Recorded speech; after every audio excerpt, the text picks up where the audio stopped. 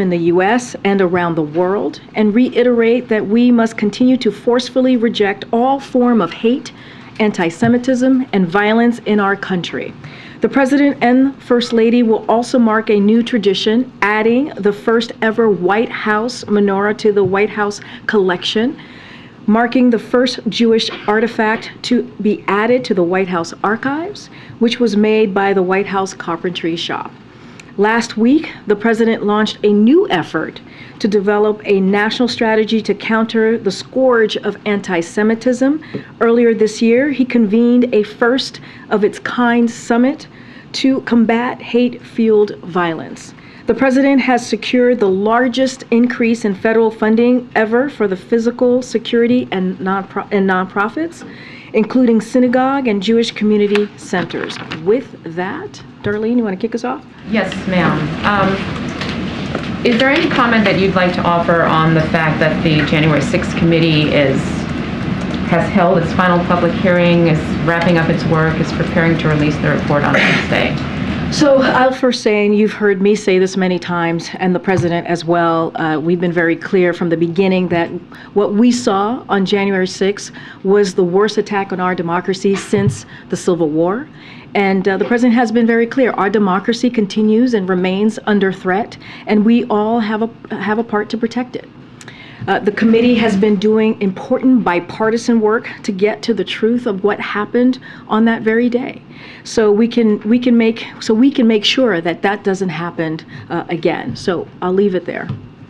What about the committee's referrals of 4 members of Congress to the House Ethics Committee for ignoring subpoenas to participate in the investigation? So you know what, Darlene, that's a very good question. And what I would say to you is that you would have to ask those very Republicans their own to speak for their own actions here and have them explain themselves. Look, I'm not going to get into the weeds of the investigation from here and the process, but again, you should have them explain themselves on this very issue. One last question. Republican-led states have asked the Supreme Court to intervene and not allow Title 42 to expire on Wednesday, as a different court has said. Is there any reaction to that? And is the administration in some way hoping that the court will intervene and extend Title 42 to help you all out of this situation that is brewing at the border? So look, I'm not going to get into any legal determinations or speculations or get ahead of the process here. DOJ is clearly leading this investigation. What I can tell you is what the Homeland Security has been doing. As you all know, Secretary Mayorkas was at the border just last week. He talked about how they are surging resources to the border, and we have additional robust planning underway. But we need Congress to give us the funds we've requested to do this in a safe, orderly, and humane way. And here's the thing: if Republican Congress are serious about protecting the border, if they are serious about securing the border, if they are serious about the challenges that we're currently seeing, that they should be able to get involved here and make sure that the men and women of the Department of Homeland Security have the resources they need, they are going to need to do their jobs. I know you guys are seeing some charts behind me, but again, just listing out, this is what is needed. This is what we're asking, that $3.5 billion of funding requests that we're asking of Congress. And also, this is what we have been doing to surge resources at the border to deal with, to address when Title 42 has to be lifted on Wednesday. To follow on that, the mayor of El Paso said over the weekend that the influx of migrants on Wednesday will be incredible. He said it will be huge, and that they're not prepared to deal with it with the current resources that they have. So, you have the chart up here, but, can you walk us through what the plan is to help that city? Absolutely. So let me just give you what the DHS is doing, and this includes making sure that we give assistance to those very cities like El Paso. For example, DHS has deployed additional agents and processing capabilities to El Paso, and 23,000 agents are working to secure the southern border. Let's not forget, those 23,000 agents is a historic number, and that's because of the work that this president has done. And so that's the most ever that we've ever seen doing this work. And it's in addition to nearly 1,000 Border Patrol processing coordinators, DHS has also put in place technologies like linear ground detection systems and automated surveillance towers, and is increasing security at ports of entry. They're also adding 10 soft-sided CBP holding facilities. But again, we need Congress to provide us the additional resources we've requested to do this in a safe, orderly, and humane way. If they are serious, Republicans in Congress are serious about securing the border, then they should assist in making sure the men and women at the DHS have what they need to get this done. You mentioned surging resources. I had asked you in September specifically about El Paso, and you had said at the time that DHS, the administration, was surging resources to the region, working to quickly decompress the area. Has that surge of resources been maintained for the last several months? And is that sustainable?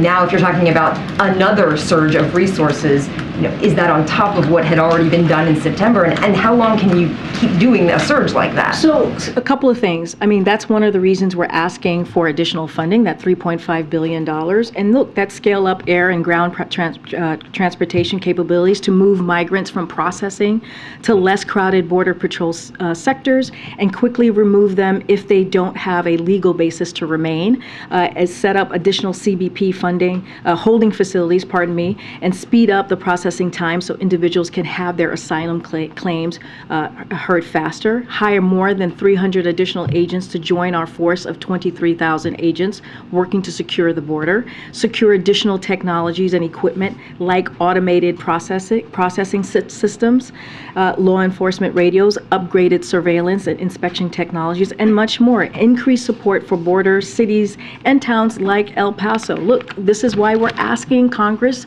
for this additional funding. Again, if Republicans in Congress are serious, if they want to help the men and women at the DHS, they certainly will assist and get this funding to us to get this additional support and resources to the men and women at the DHS. Karine, is the Biden administration looking at sending migrants to Mexico via the expedited removal process if Title 42 ends?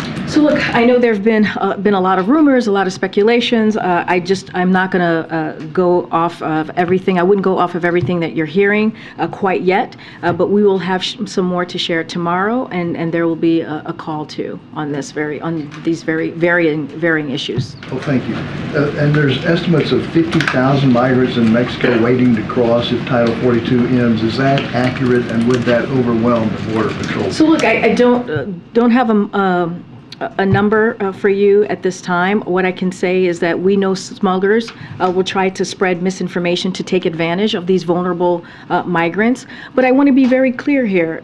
The fact is that the removal of Title 42 does not mean the border is open.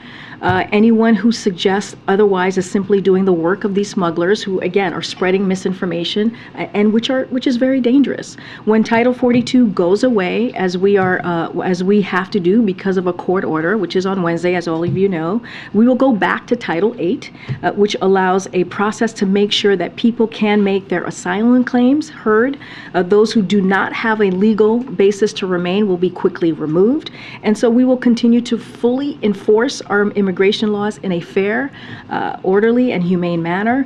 But again, we need Congress to deliver on the funding that we're requesting from them. Go ahead. The president's been very unequivocal about his criticism toward his predecessor related to January 6th and in the wake of January 6th. But does he agree with the statement from Congresswoman Cheney today that the former president is unfit to hold any office in this country? So look, as it relates to the January 6th committee, we've been pretty clear on here. Right from here, we're going to be very careful not to politicize this process at all. The committee's work has been substantive and based on facts. Some of the actions that they are taking involve potential criminal investigation, as you know. So I just want to be very careful and refer you to the Department of Justice on those, because this administration and the DOJ conduct criminal investigation independently, free of any kind of political interference or any interference at all. But what I can say, and what you've heard from this president these past 2 years, is he's going to consistently speak out about this, about what happened on that day, and will continue to speak out about defending our democracy against ongoing threats. And he's not going to shy away from that, but we're just not going to comment any further. As you know, this could be, there is a potential criminal investigation. Okay. And then one more on immigration. A couple months ago, Jake Sullivan was in this room and was talking about the intensive diplomatic effort that's underway, particularly with 3 countries that have started to kind of drive the makeup of the composition of some of the migrants, where we have little or no diplomatic relations with those countries, which complicate things on the asylum side. Have there been any breakthroughs or any agreements on those particular diplomatic efforts, particularly in the lead up to Wednesday? So, look, as you know, the president of Ecuador was here. That wasn't the main topic. Clearly, one of the topics was migration, and I can go more into that if you will. But look, we have some good examples of how diplomacy has worked. With the Venezuela Enforcement Initiative, we announced earlier this year to address the record number of Venezuelan nationals arriving at the border. And look, that initiative has resulted in a drastic 90% drop in the number of Venezuelan nationals arriving at the border. Average daily encounters are down from about 1,100 a day to 200. So look, those diplomatic conversations have helped. You know that we've held like a leadership forum right in LA not too long ago, a couple months ago, where we talked about what's going on with the Western Hemisphere with those leaders, and came up with a plan on how to deal with that. And so that's because of this president's leadership, and we'll continue to have those conversations. I don't have anything to share with you at this time, but we'll have more in the upcoming days. Okay. A few things on the same topic. You're asking for $3.2 billion roughly from Congress to help pay for all these new or ongoing plans across the border. Let's say that money comes in the omnibus this week. What's the plan after that to work with Congress to address this issue? Like beyond. Look, Ed, we have from day one have asked Congress to help us with this issue, right? By putting forward the immigration reform bill. That's on day one that the president had requested that, had asked that. That's to deal with modernizing this broken immigration system that we currently have, and also to really protect our DACA recipients and do so much more. And so we have reached out. We've done outreach to Congress. We have asked them, and by acting, again, putting forth this piece of legislation. It's resulted in virtually no change in immigration policy with Democrats in charge. So how's it going to get any easier when Republicans are in charge? Look, again, we've asked for the $3.5 billion. We're going to continue to ask Congress to assist in helping with, especially congressional Republicans, to help us with what's going at the border, if they are indeed serious about doing that. But look, even without their assistance, without many Republicans being involved here, congressional Republicans, we have secured more resources for the border than any president who preceded him, who preceded this current president. He has most agents ever, as I said, the 23,000 agents.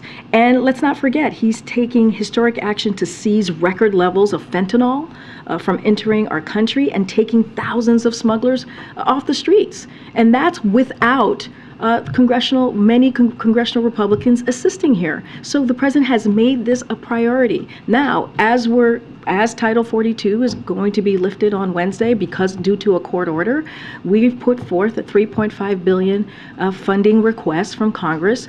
If they are serious about this, if congressional Republicans are serious about this, they would take this up instead of doing political stunts. This is going to be big news, and it is big news across the Western Hemisphere, because migrants aren't just coming from the Northern Triangle anymore. They're coming from Chile, from Peru, from Ecuador, whose president is here today, Venezuela, Colombia, of course.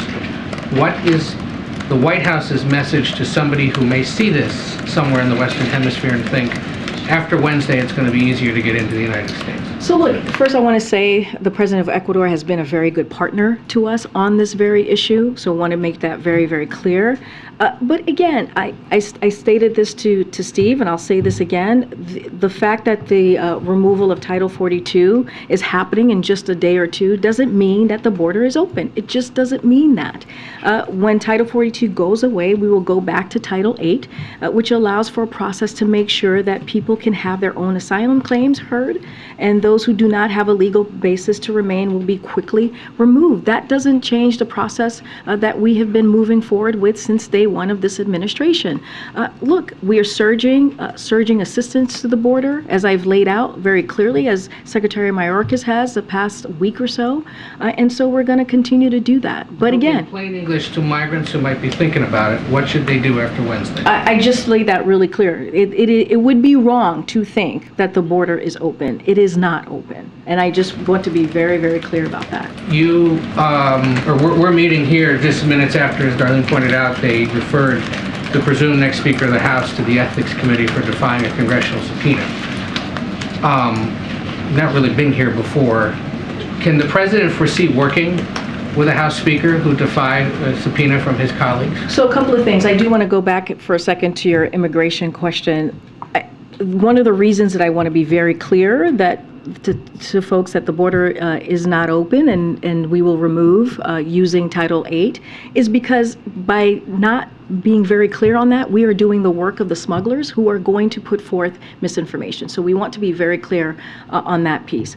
Look, the president has said from the, as you know, the president, when he was president, when he was vice president, when he was a senator, he has always been willing to work across the aisle to get things done on behalf of the American people. He said this right after the midterms. We were very clear that we want to continue to work in a bipartisan way. We've gotten more than 200 bills signed by this president that were bipartisan bills. And let's not forget the historic pieces of legislation.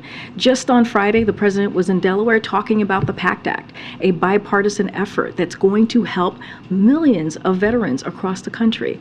Let's not forget, not too long ago, just last week, we were on the South Lawn celebrating gay marriage. And that was also a bipartisan piece of legislation. More than 5,000 people, Americans, were standing outside on the lawn. So we have had those successes. We've had the CHIPS and Science Act, and we have had others, the bipartisan infrastructure legislation. So it can be done. As it relates to McCarthy or any other Republican who, to your question about their role in any of this, I would ask them. This is a question for them to answer about their own actions and for them to explain. Okay, Peter. When is the president going to sign the NDAA? He's going to sign that later this week. Sign it later this week. You can't identify for us the date. I don't have a date for you. But Can I ask sign you it. specifically then, what the president's thinking on the fact that this NDAA obviously includes the termination of the military vaccination program?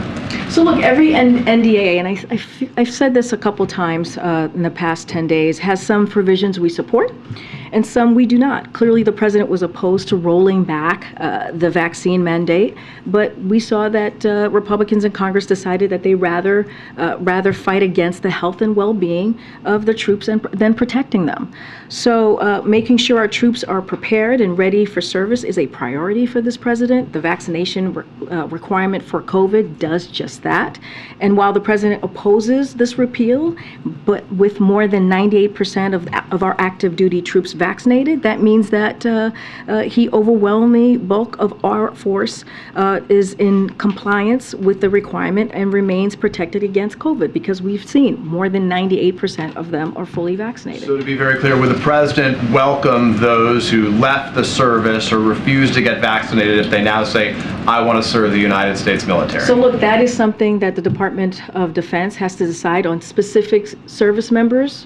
What I can tell you, look, that again, they have a process on how that runs. The Department of Defense, we will let them run that process. What we can say is that, you know, the president, as I mentioned, he's going to sign the NDAA. He was very clear, I was very clear from here about how, you know, how he opposed the fact that congressional Republicans removed removed a vaccination mandate from that piece of legislation. Let me ask you one more question just to punctuate what we've been saying about what happened on the Hill today. Obviously, we're getting the executive summary, getting new details about all of this. I know you don't want to interfere in any form with what the Department of Justice is going to decide, but the fundamental motivation for the president running for office was, as he described it, this battle for the soul of the nation. About 964 people, as I have counted so far, I think is the latest number, have been charged for their role as rioters.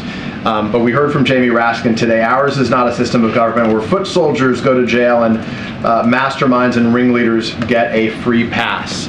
If no, quote, masterminds or ringleaders are charged, how does the president sort of view the status of this battle for the soul of the nation? So I'm certainly not going to get ahead of any legal outcome that may come out of it. What's the status of the battle for the soul of the nation? But look, with the president, I said this just moments ago. He believes that our democracy is still under attack, and that we have to do everything that we can to protect it. He gave two very important speeches on our democracy and where we stand today. And so he believes we have to do everything to protect it. And not only does he believe that, but majority of Americans who exercise their right to vote during the midterms believe the same as well. And so, again, we have to do everything that we can to protect it. That's what the president believes. He's going to continue to speak to this. And, what we saw on January 6th, as the president has said, was an attack on our democracy. It was the worst attack on our democracy since Civil War. Okay. Just a question on migration. The president tasked the vice president with studying and working on the root causes of some of these issues. I'm wondering if there's any update from this side of the White House on what she's been doing and what she will continue to do as we're expecting an influx at the border after Wednesday. As you know, the president appreciates the partnership that he has with the vice president. You're right, that has been her charge to work in a diplomatic way in finding the root causes of migration. I don't have anything to lay out specifically on what that work looks like, but again, we appreciate her partnership, and I would probably refer you to her office on anything specific on the work that she's doing. Okay, and then on another topic, the president said when he was in Nantucket that he will be getting his physical before the end of the year. I'm wondering if you have any update on when that will be, and if those results will be made public before whatever announcement he might make about his future political plans. So I'm not going to get ahead of his future political plans, not going to do that from here. As you know, I'm covered by the Hatch Act, so really we respect the rule of law from here, so not going to even touch that. But what I can say, and I've said this before, the president is in good health and maintains an active lifestyle, as his doctors have said, and as a number of independent experts also told the New York Times and others. Just to highlight that for a second, he will have a physical in the upcoming months, and the results will be released like they were most recently in the same way, and we will be transparent. So is it still the case, as he told reporters in Nantucket, that he'll be getting it before the end of the year, or has that timeline changed? I just don't have a specific timeline. All I can tell you is that in the incoming months, he will have a physical, and we will certainly release those results in a transparent way, just like we did last year. That hasn't changed. I know you've been asked about this before, but just yesterday, Representative Cuellar told Face the Nation that he wants to see President Biden go to the border. He said it doesn't have to be for a photo op, but a leader has to show images of being up there in front. So does the president have any plans to go to the border? Is now a good time to go? Like you said, I've addressed this before. Look, the president's focus right now is to come up with solutions. It's focused on making sure that we have the resources to manage the challenges that we're seeing at the border. And right now, as you know, we have a budget request in front of Congress. And again, if congressional Republicans are serious about dealing with the challenges that we're seeing at the border, they will assist. But given what we're seeing at the border, I just answered the question. I just said we've litigated that back and forth here for the past 2 weeks or so. The president's focus right now is to make sure that we have the resources to manage what's happening right now. Okay. Does the president, does the White House plan to do anything to tweak the rules in the Inflation Reduction Act to accommodate France and Germany? Both countries have asked the U.S. to grant Europe the same exemptions, for nations with free trade deals for green subsidies? Don't have anything here to share than what I've said probably about a month or so ago. We are talking to our European allies about the exceptions that they or the issues that they may have. Just don't have anything to share at this time. France and Germany sort of re-upped those requests within the last 2 days. I'm just wondering, has the White House responded yet, either publicly or privately? I don't have anything to share with you on a response, but it is a conversations that we have been having with our European counterparts. Okay, Jen. Thank you, Karine. El Paso's Democratic mayor has declared a state of emergency, and he said that he would only do that when he felt he could no longer keep his community or the asylum seekers safe. He's saying that time is now ahead of Title 42 expiring. What is the White House response to that? So look, we have, from day one, President Biden has taken steps to reduce disorderly migration while expanding legal pathways for orderly migration. We are in constant communication with the mayor of El Paso. And look, I've talked about the Venezuelan enforcement initiative that's helped drop the migration, which is, as you know, an initiative, by a drastic 90% drop. And we're going to continue to do that work. Look, we're surging resources to the border. We're going to continue to do the work that is needed. We saw from the graphs what that looked like, what the resources were. We're going to ask for the additional funding, the $3.5 billion additional funding requests from Congress, and we want to make sure that we're really truly addressing this challenge. Again, the 23,000 agents that we're currently seeing at the border, that is because of the work that this president has done, and these are this is a historic number of agents that we see at the border. Again, we're going to continue to ask for additional funding from Congress to assist us in dealing with this challenge at this time. The resources, though, that you laid out at the top, specifically in El Paso, there's video that was just released by one Republican member of Congress to show that it's really not making a difference. There was one border patrol facility on Friday. He says there are 4,600 migrants in that facility. Its capacity is 1,040. And we're still, Title 42 is still in place they're at 4 times their capacity right now.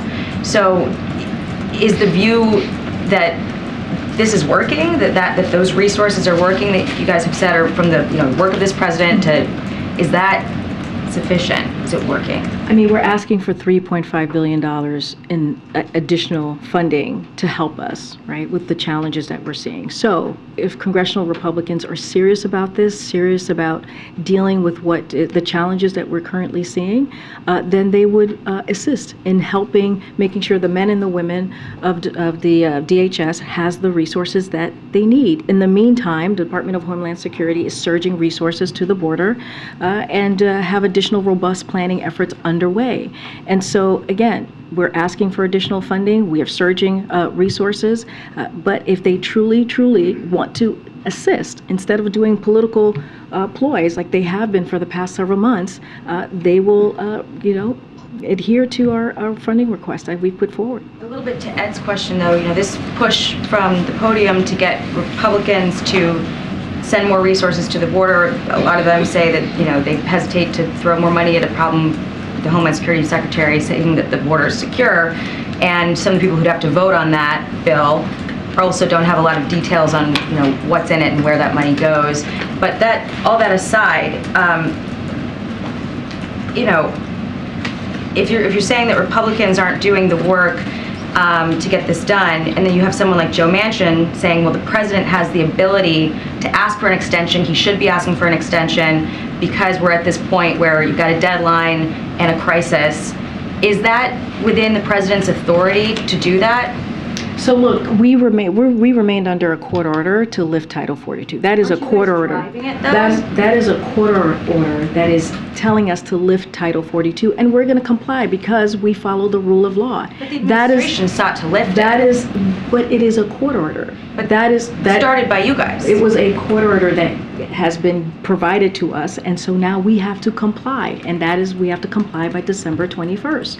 It is a law that has been put forward. Don't support lifting What I'm Title saying 42? is that, what I'm saying that it is a court order that has been presented to us that we are going to comply with. So you've asked a couple of questions, and I'm going to answer them if you give me a second. So in the funding request, the $3.5 billion, I've already listed them out, happy to do them again. You scale up, we want to scale up air and ground transportation capabilities to move migrants to processing to less crowded border patrol sectors and quickly remove them if they don't have a legal basis to remain. Set up an additional CBP holding facilities and speed up the processing time so individuals can have their asylum claims heard faster. Hire more than 300 additional agents to join our force of 23,000 agents working to secure the border. 23,000, that is historic. We've not seen that before. And again, that is because of the work that this president has done, giving historic fundings to the Department of Homeland Security. Secure additional technologies and equipment like automated processing system, law enforcement radios, upgraded surveillance and inspection technologies, and more. Increase support for border cities and towns like El Paso. So the $3.5 billion, there is a plan for it. There is a way forward in getting the resources that the men and women of the Department of Homeland Security need to do the work at the border. But what we have been hearing from Republicans and seeing from Republicans in Congress is political ploys. They're not assisting. They're not offering any assistance. Many of them are not. And so we are asking right now, if they are serious about this, they are serious about dealing with the challenges, then they would adhere to our funding requests. And I want to be really careful. Again, look, Title 42 is going to be lifted. Yes, it will. But we are going to move to Title 8. The border is not open. And so I want to be very clear about that, because we were doing the smuggler's job if we spread misinformation. And so, again, just want to be very clear about that, and so I'm going to move on. Okay. Karine, with regards to Manchin, just to put a fine point on it, because he did go on to say that I think the administration is doing that or will do that with regards to an extension. There are no plans to ask for any sort of an extension. Is that what you're saying? What I can tell you is we are required by a court order to lift Title 42. That's December 21st, and we're going to comply with that order. Any other additional questions about any legal actions, I would refer you to Department of Justice. And you've said that the border is not open. You said that a couple times. Will the president deliver that message in person next month in Mexico at the North American Leaders Summit? Again, I don't even have a trip to announce at this time today. All I can tell you is that we are in plans and conversations, so don't even have anything to confirm to speak to a hypothetical. Go ahead. President Putin traveled to Belarus today. Does the administration have any concerns that there might be additional collaboration between the two countries?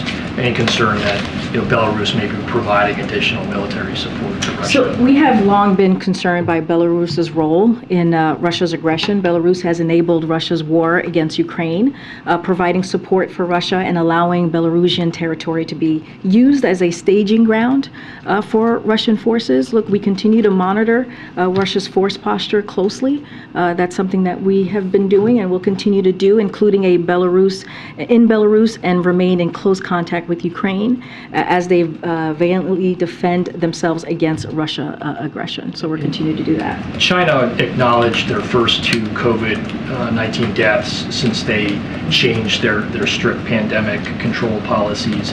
Does the administration have any concerns that this change could affect the global supply chain, the global economy, and has the U.S. been in touch with China?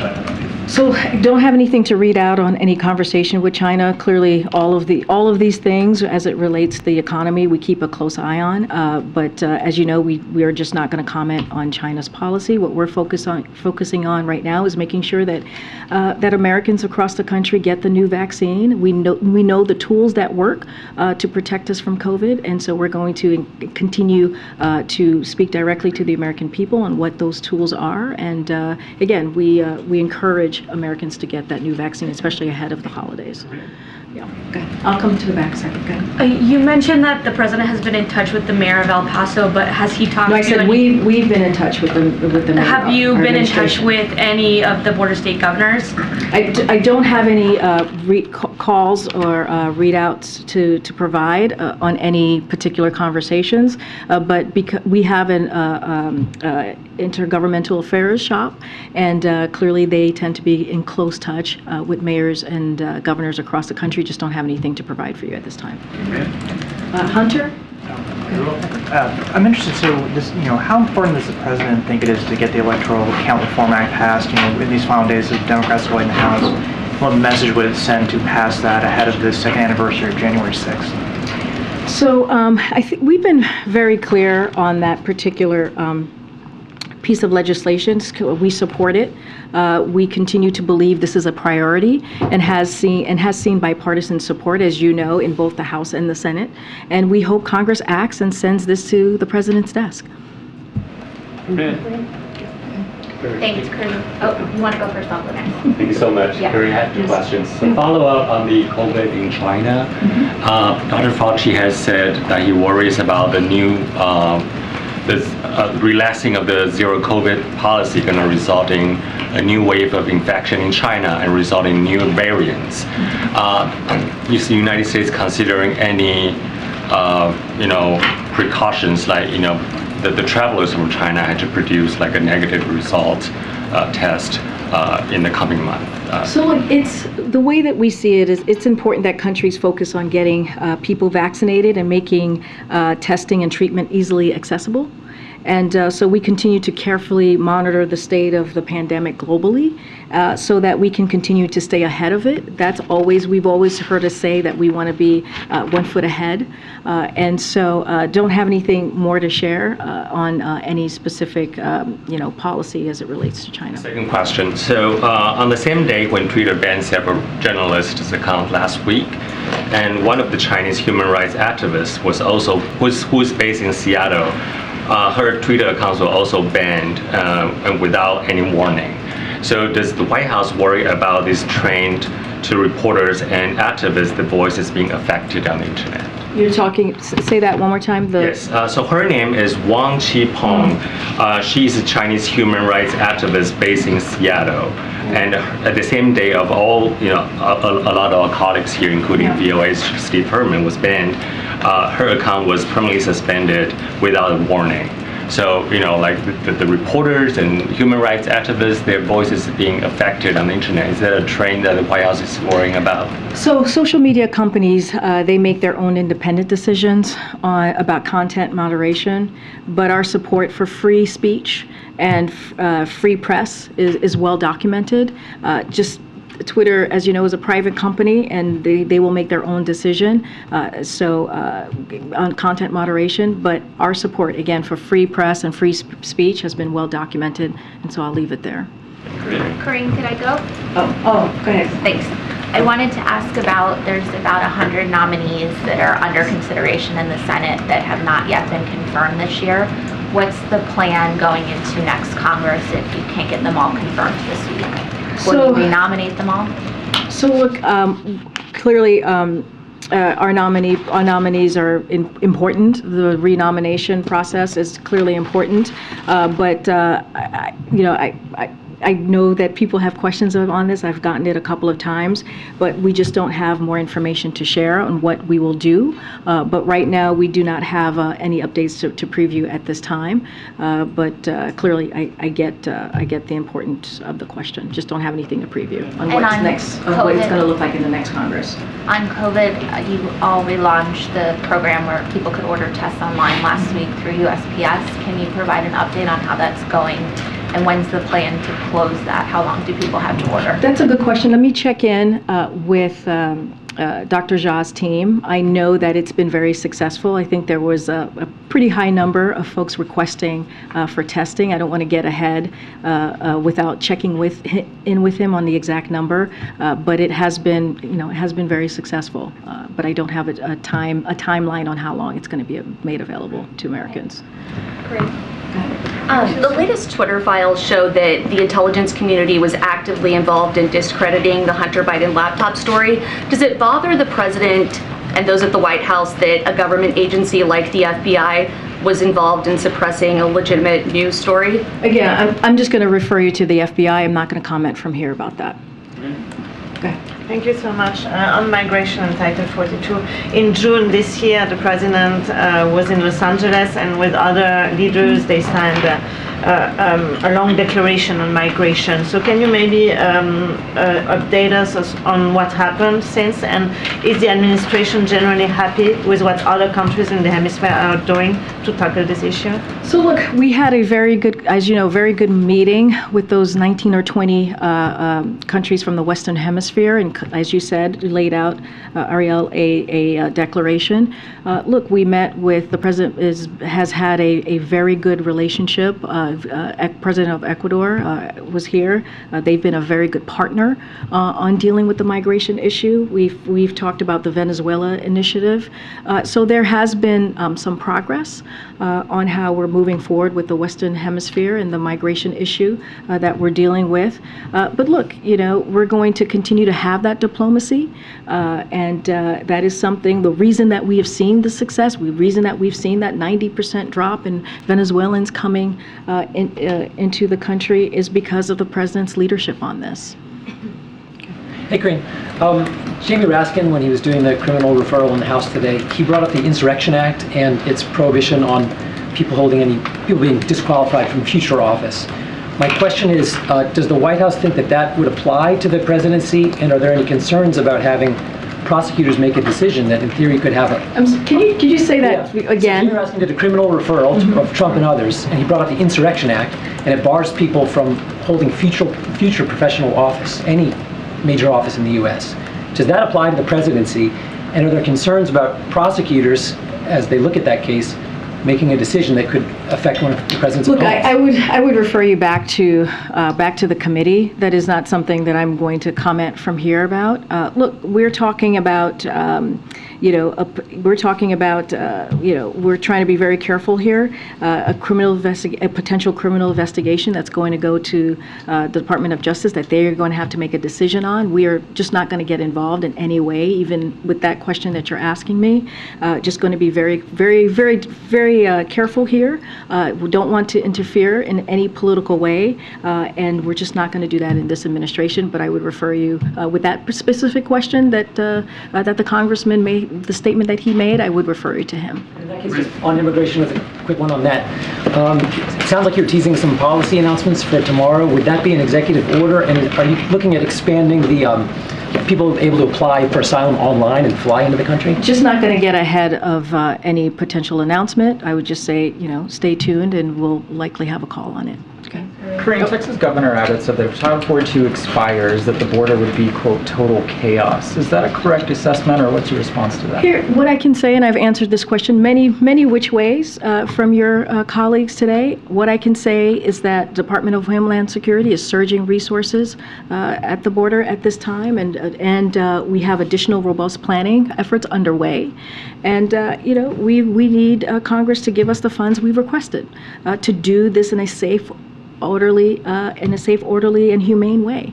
And again, I'll say this one last time: if Republicans in Congress are serious about the border security and actually addressing this challenge, they would ensure that the men and women at the Department of Homeland Security have the resources that they need to do their jobs. And so that's what we're going to continue to ask for and request. But again, we are doing the work. The president has been doing the work at the border since day one by first putting forth the immigration reform legislation, and also securing funding, historic funding to Department of Homeland Security, that 23,000 agents that matter. That is something we have not seen under any other president. Now we're asking congressional Republicans to assist and do the same. Thank you. What about the Biden administration funding anti-Semitic organizations? Thanks, guys.